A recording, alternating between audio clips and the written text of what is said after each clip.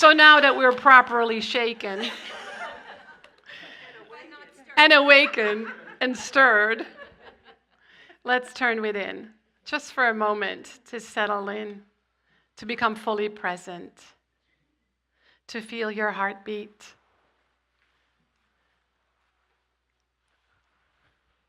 to feel your breath,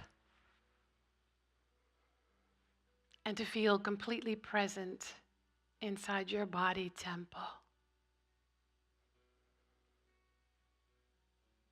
The body that carries your soul, yet it's really the soul that carries the body. For we were a soul before we were a body.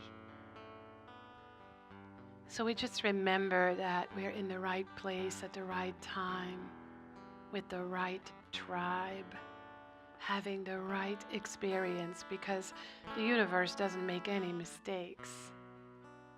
So we just allow divine right action to take place right where we are, open and receptive to the experience at hand, knowing that something wants to be awakened in us. Maybe it's already been shaken, but something wants to awaken in us and something wants to be lived. It is always so. So let's just be open, receptive, and trust the journey.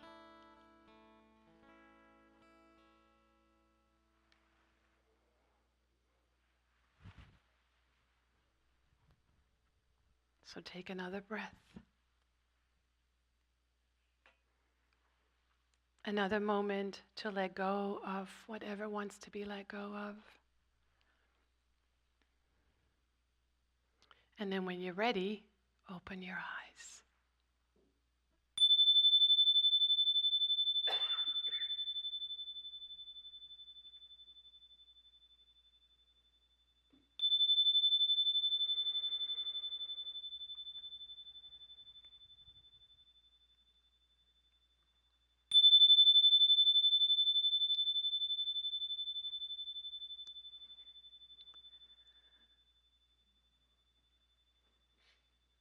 I can hear it a whole lot longer than I think you can.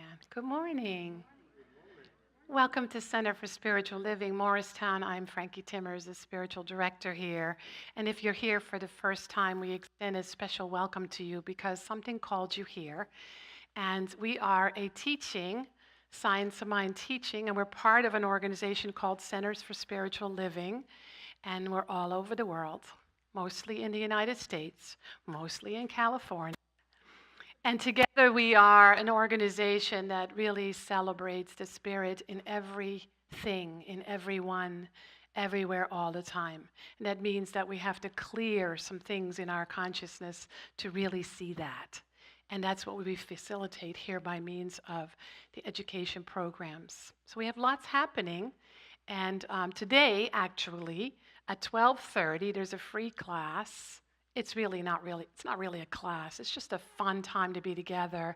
And what we talk about is our own personal journeys, what this center is about, what this teaching is about, what it means to be a member. So if anybody wants to come, you're all welcome. It's at 12:30 right here. So the one thing that we always do is a spiritual mind treatment, which is our word for affirmative prayer. And so we're going to do that after I introduce Kim Yarson. Yay! Kim is in the house. And Joey J, who happens to be her son. And we're really glad they're. She's selling CDs. She's basically giving them away. So if you want to make a donation, I always say err on the side of generosity, but it's up to you what to give. Her box is outside with her music. So enjoy taking her home with you, as I always say. So let's close our eyes and take a moment to do an affirmative prayer, which we call spiritual mind treatment. And as I use the word I am, simply hear it from your own truth, your own spirit, your own heart. So right here, right now, there is a power and a presence that is greater than I am. It is using me. It is flowing through me.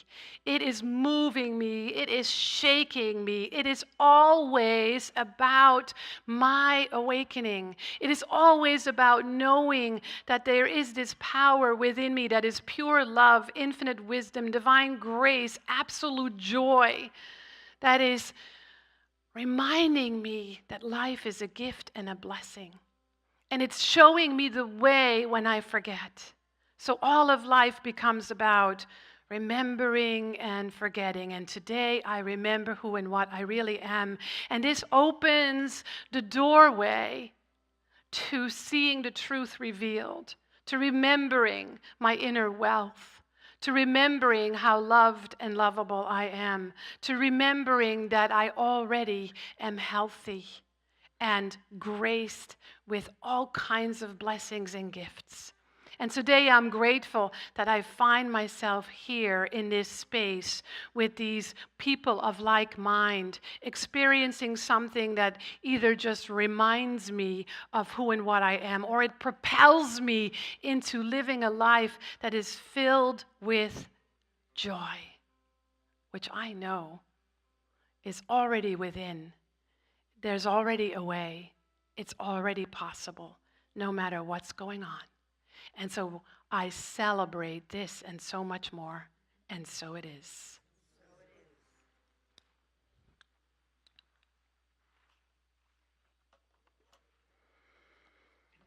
I want to thank everybody that came last night.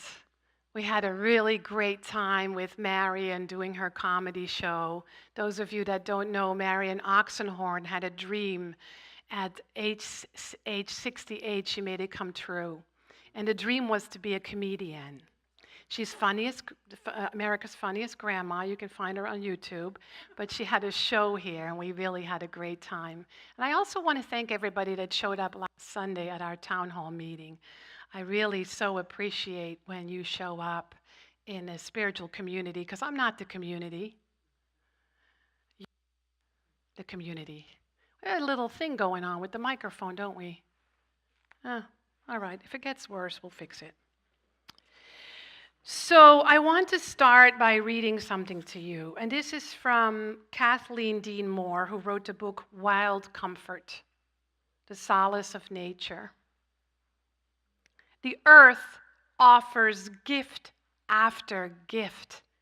Life and the living of it, light and the return of it, the growing things, the roaring things, fire and nightmares, falling water and the wisdom of friends, forgiveness. My God, the gift of forgiveness, time and the scouring tides. How does one accept gifts as great as these and hold them in mind?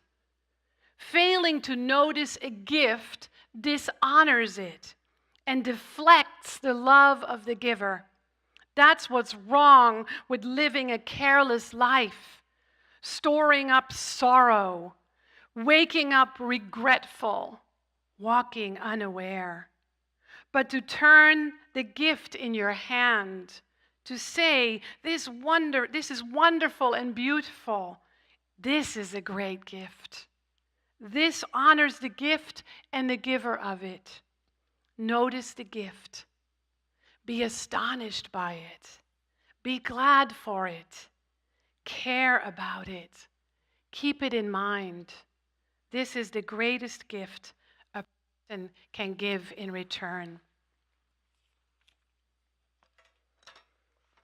So the point is, we are so rich.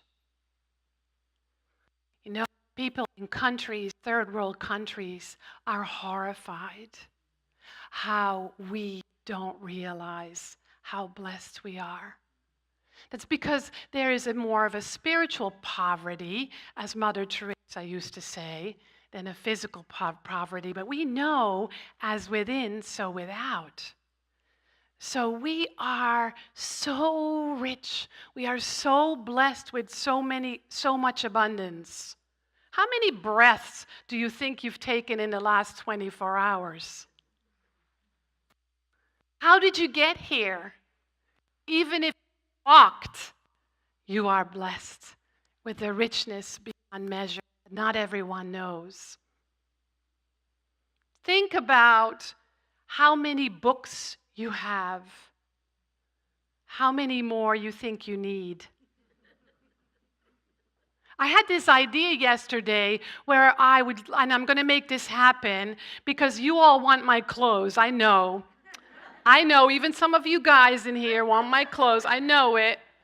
I was thinking about just going through my closet and just taking everything I'm ready to give away. And then bring it. And you do the same. And then we just exchange. Because it will feel like a whole new wardrobe. It will feel like a whole new set of jewelry. And Vern, I'll take a handheld mic. So just think for a moment. We're all a bit of a hoarder, aren't we? Let's just admit it. Every time my Norman tells me we're a bit hoarders, I want to deny it, but he's right. I don't need any more pens, pencils, beautiful journals, yarn, knitting needles, crochet needles. I have enough for a lifetime for 10 people. So I think it's so important for us to really remember how much abundance we already have, how rich we already are. Instead, we tend to walk around saying, oh, but I don't have enough, fill out the blank. So I'm going to talk about that in a minute. And then I'm going to talk about how we can shift that perception, and how we can shift our experience. So, we know already that everything is given. Everything is given. We just have to pay attention. What is given, and how do I receive it? We say in spiritual principle, the spiritual truth is that we already have everything we need. Everything is already given. If everything is already given, then we get to see the missing link, which is our own receiving. We are spirit incarnate.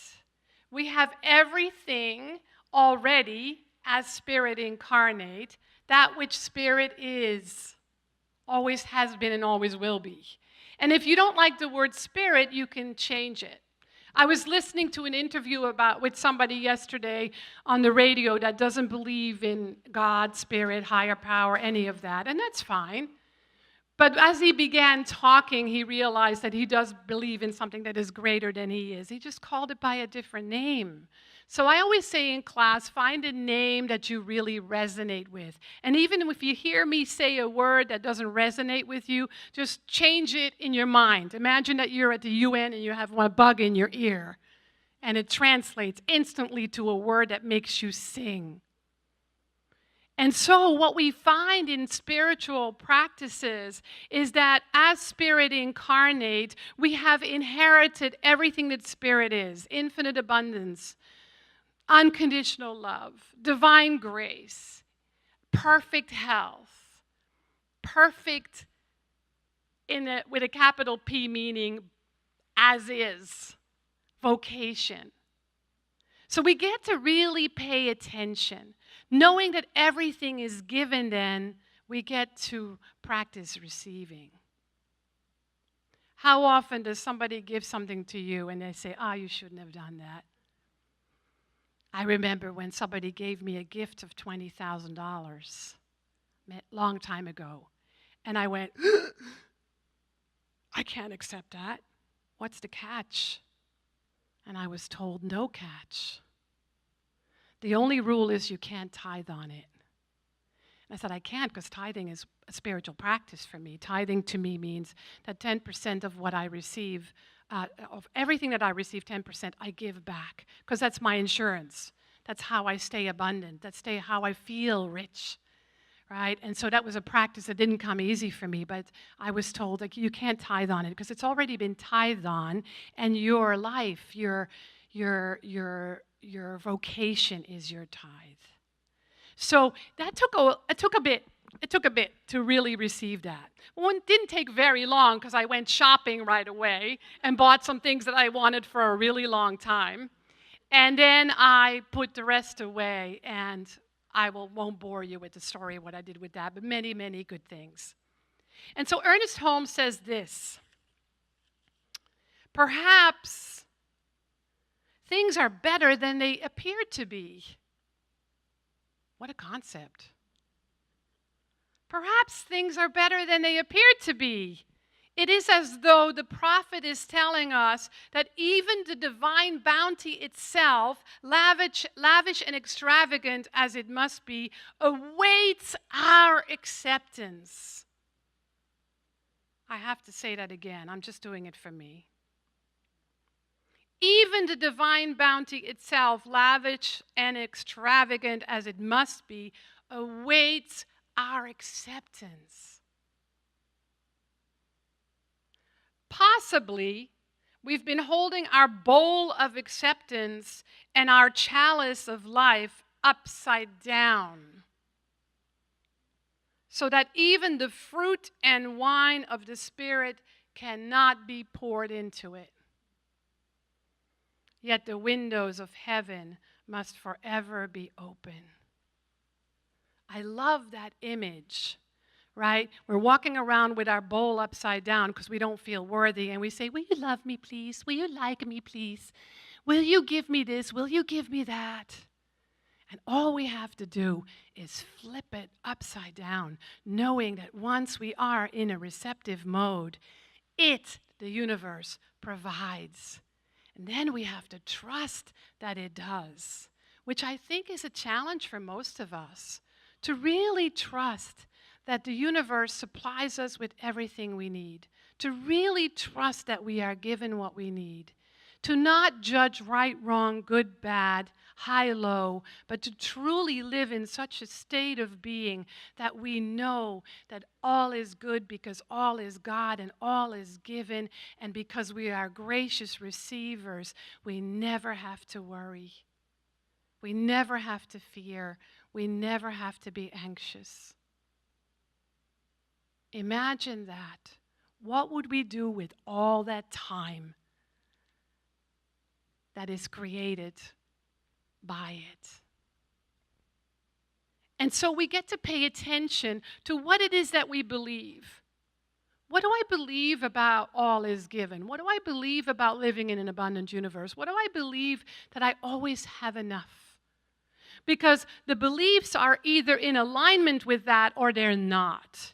And when they're not, it's either our conditioning or the stories we made up while we are experiencing our conditioning, or because we see stories in the world and we make up a story about that. So it's always the belief that gets in the way, because the truth is we are already abundant in all ways, shapes, and forms. So if there is a disconnect, it's because of what we believe, and some of that is conscious and some of it is not.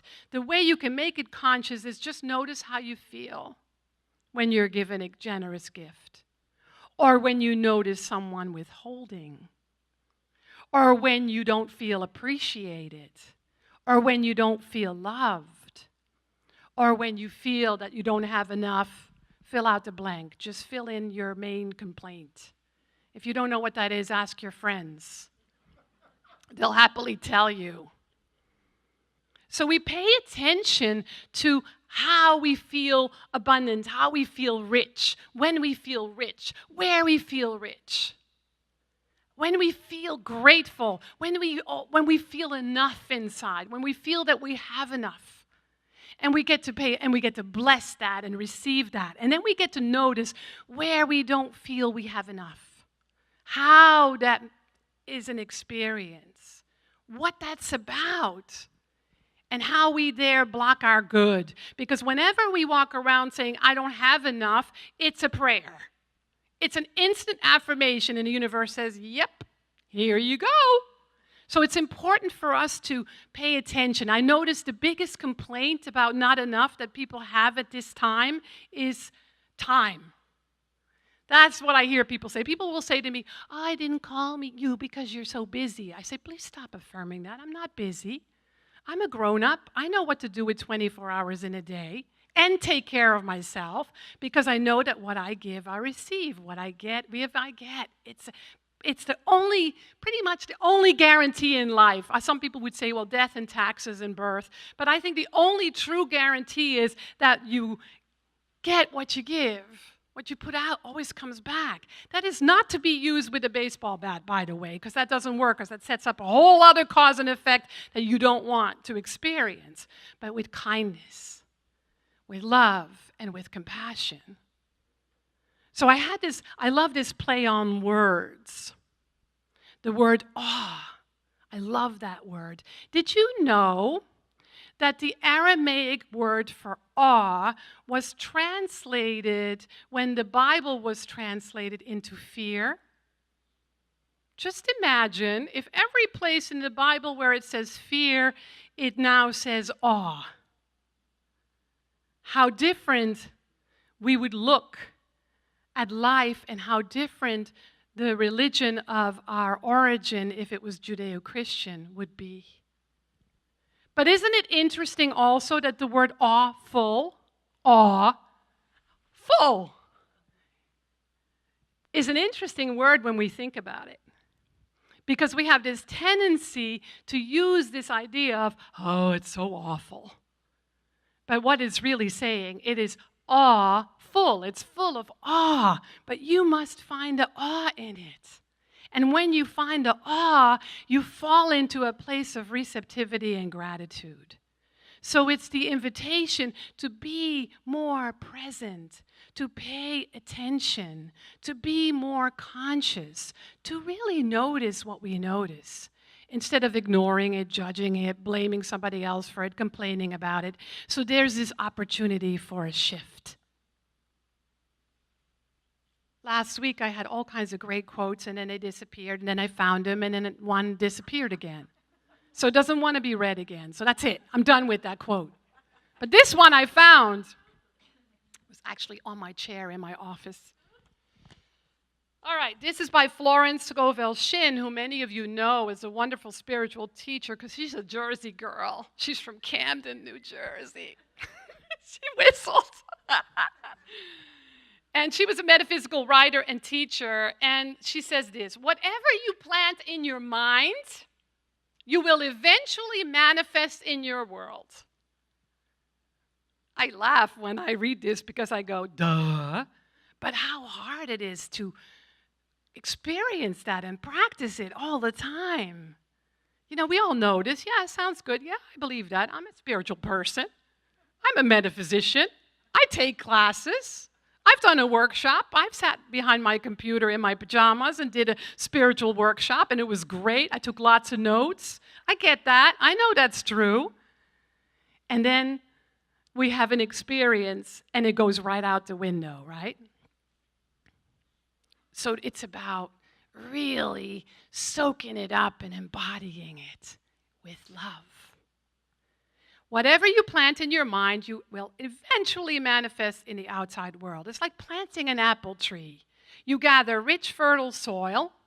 You choose which apple seed to plant, give it ample amounts of water and light.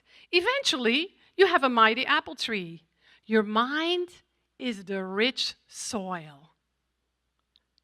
Your thoughts are the seeds. Your action is the water. And your feelings and attention is the light or the sun.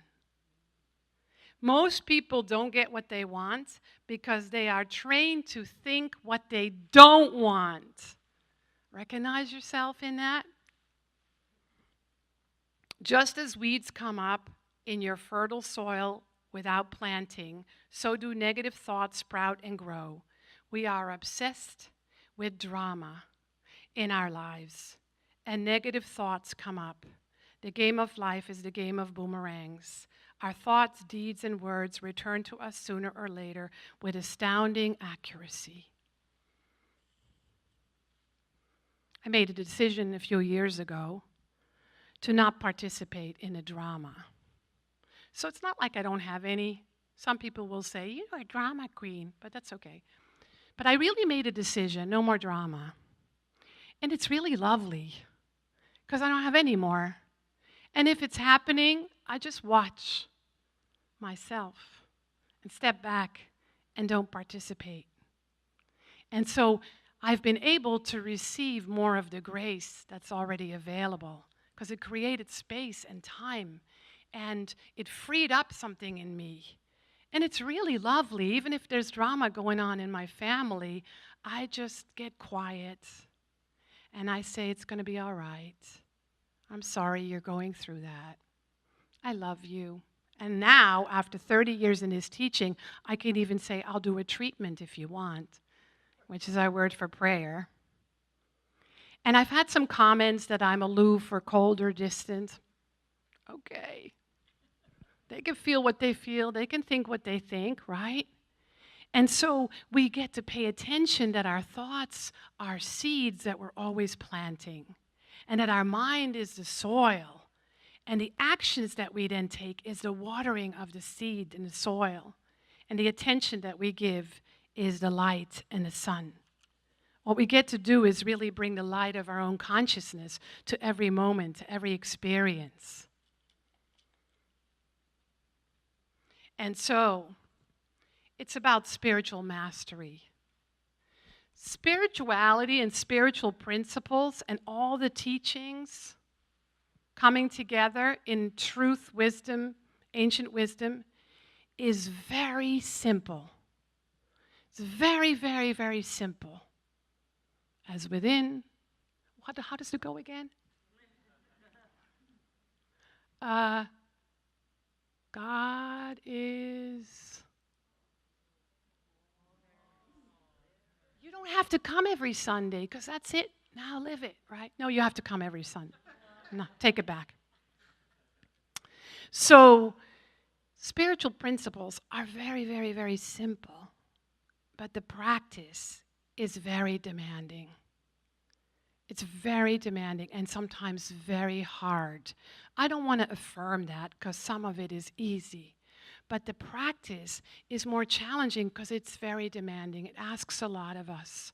Just like if we want to get fit, we exercise. And just like when we want to lose weight, we eat healthier. And just like when we learn a craft or a musical instrument, it takes daily practice. So it is with spiritual principles. And the universe is such a great friend because it will always give you the right things to work on. And if you don't think that's true, I'll give you something to work on. Well, I didn't mean that to sound mean. But, it's like, I'm happy to tell you. Sometimes it's very simple, like love yourself unconditionally. Or love the person that you hate unconditionally, or just accept them for who they are. So that's 2. So you can work on that for the rest of your life. You don't need more.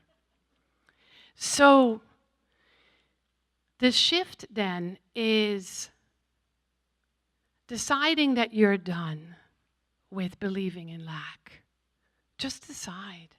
Just decide that you're done with self-sabotage, that you're done with fear, that you're done with anxiety, that you're done believing in lack. It's really that simple. Just decide that you're done and say, universe, I'm done. I'm good. I got this. And then infuse it with your spiritual practices, whether it's prayer or meditation. Decide that you're done complaining. And I know that because we're all really very spiritual, that we don't complain out loud anymore to anyone, except me. But even in our head, right? Just think, imagine if your thinking was recorded throughout the day, and at the end it's played back to you. Just think how much percentage of the day is this complaining going on. And I know that's not true for everybody. Some have it a whole lot less than others. But just notice even that little bit, right? Decide that you're done being stressed out and that you know how to take care of yourself. Decide that you're done ignoring the issues that have burdened you up until now. And look at them in a different way. Instead of calling them awful, just see the awe, fullness that is for you instead of against you. It's a very simple practice and it works, especially if you combine it with gratitude. That is the secret practice to everything. If you don't know what kind of practice to do and you're new to this and you don't know how to meditate, or you're always saying, I don't know how to meditate, which is, it becomes true, right? I don't know how to pray. Yes, you do, by the way. Just practice gratitude. Gratitude is a prayer. Meister Eckhart says, if all you say is thank you, it's enough. Begin to practice gratitude. And if you're really into it, write a list in the morning and at night or once a day. Because when you practice gratitude, you're telling the universe that you appreciate abundance and that you are receptive. And when you are receptive, the law responds and brings you more. So it requires that we're fully present. It requires that we live in the present moment, because we already know that living in the past creates anxiety or fear. Living in the future creates anxiety or fear. I know that one. But being in the present moment, we become more receptive to what our own soul, our own spirit is already giving us. And we must remember to live in the oneness, realizing that nothing is separate. Everything is beautifully orchestrated and perfectly connected. So, if you cannot do this for yourself, do it for the next generation. They need you. If you cannot do it for yourself, do it for your loved ones, your children, your pets. Anthony got a new dog, Bella. Your friends, your loved ones, your neighbors, your president, your politicians. Do you get what I'm saying? If you say, I can't do it for myself because I'm just a piece of doo-doo, it's all right. Do it for somebody else. Because the world needs us to be the shift that creates the shift. We're either participating in the healing of the planet or we're participating in it not healing. I don't want to do guilt because we don't do guilt here, but I think it's really important that we understand the responsibility we carry to be conscious and present and to be an instrument of divine love. So I want to close with a poem. And I know sometimes people hear Persian poetry and they go, what? I don't get that one. So you don't have to get it because it's not a mind thing, it's a heart thing, it's a soul thing. So this is a poem by the Persian poet Hafez, who lived in the 14th century. So if you want to, you can close your eyes and just listen. Someone untied your camel, it's called. I cannot sit still with my countrymen in chains. I cannot act mute, hearing the world's loneliness, crying near the beloved's heart.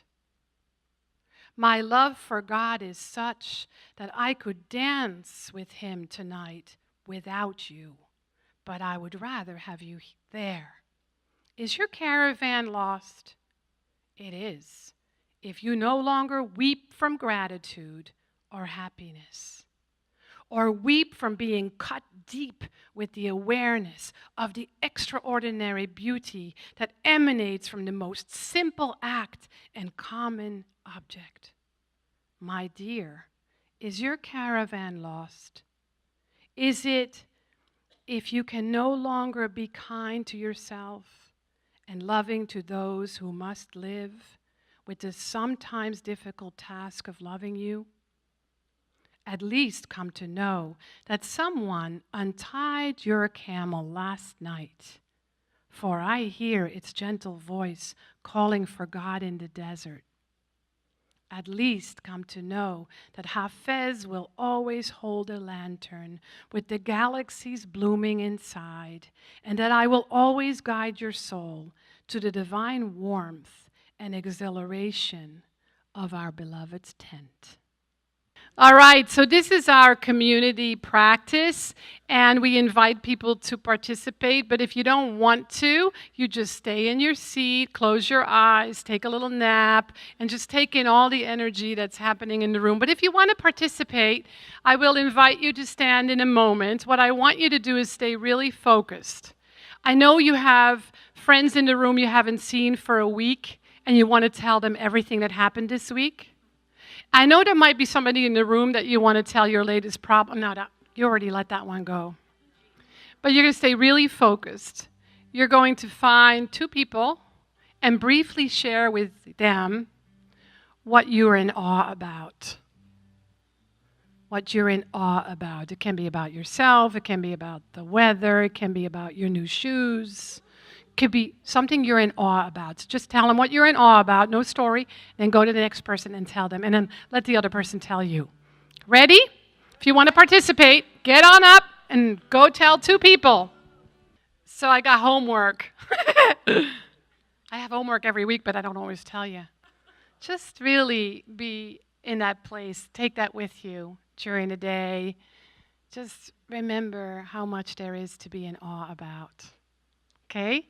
So I would like to have our ushers come forward, and this is our opportunity to give. There's something that I want to say about that. I invite everyone to join me in this spiritual mind treatment for prosperity and abundance for the center. Those of you that came to the town hall meeting know that we are going through a bit of a challenge. But this is what I know. I know that there's a law of abundance. I know there's infinite abundance in the universe. And I know that there's an avenue through which it comes in. Some of that is you and your giving. And I invite you to be aware of that and to be generous. There will never be shame used here. And I invite you to use that in your own prayers during the week, and to read prosperity treatments, because I want all of us to believe that since there's infinite abundance in the world, that we can receive it. And that it can come from places we might never expect, and that it can come in ways that we never expect, because we're all about serving you and serving programs. So if it means that you know somebody that's looking for a year-end tax deduction to give away a ton of money, like $5 million would be great, this is where they can give it. So believe that with me, because I don't want to talk about money anymore. I just want to be love in action, which is the vision and the mission of our center. And I want to just give it away, whatever is our overflow. So join me in that, either in your prayers, in your faith, in your trust, in your giving, in people you know and you ask, in ideas, whatever way it may be. So some of us are auto givers. We have a little heart, maybe. So place your gift on your heart and let us know this. We live in an abundant, infinitely abundant universe. It just gives and gives and gives and gives, and it never runs dry. Because the more it gives, the more there is to give. And this is true for each and every one of us, because we are infinitely connected to this universe. It created us out of itself, so we have the same DNA. So today we don't only claim our own abundance and we're in awe of the good we already have, but the awe and the gratitude creates a vortex that brings more good. And so then it spills over and we get to give it away. And as a center, we are in a state of consciousness that reflects the principles that we teach. Each of us does their part, in whatever way they're guided to do their part. And then we remember that the good is already available. We become more receptive, and we know how to use it wisely and well. We are infinitely blessed with all the good that we need to serve this community and beyond. For we know that there is a hunger for spiritual inspiration, spiritual teaching, spiritual wisdom, and healing. And so we make ourselves more available in blessing those who walk through our blue doors. If there's anything that's blocking this, it is now dissolved by means of this word, by means of each of us contributing our trust, our faith, and our belief in infinite abundance. And it's turned back to where it came from. if it is not dissolved, and it is creating a freedom beyond measure, not just for the center, but for each and every one of us, and each person to still enter these doors, and everyone that's ever been a part of it in the past. And so it is. So I am doing a day retreat on November 10th, and only 4 people signed up. So it will be canceled if not more people sign up. I need at least 12, 15 people, and then won't cancel it. We'll just pick another date. But I know you all people love to sign up at the last minute, some of you. So this is a really good day to sign up so I know that you're coming. And you can always say, it didn't work out, but just so we know, so we can have it. It's all day from 10 to 4, and we're fasting for lunch because I'm too lazy to bring in lunch, to be honest. No, we're fasting for lunch, and if you're one of those people that have like hypoglycemic issues, just bring something to eat. We will have tea, and we're going to really use that part of the lunch break as a spiritual practice, and we're going to have fun. How many of you came to the last one? So look at the people that have their hands up. You can ask them whether they enjoyed it or not, and they'll give you some information. Yes, Bill says 2 thumbs up.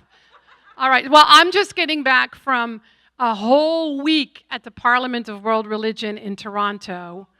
That's going to be absolutely amazing. It's a dream come true, so I'll be fired up. We'll still be able to rest and retreat. Today is the workshop at 12:30, so come back here and join us. And there's one more thing I want to tell you.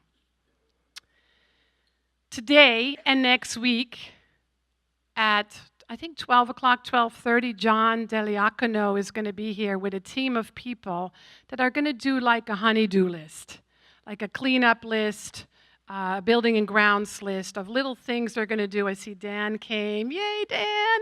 Fresh back from Paris. And some people that signed up for that, and if anybody else wants to join and say, yeah, I'll help out. So just find John or talk to Dan or meet. You'll see who they are. They'll be in and outside, and next week it's going to happen again.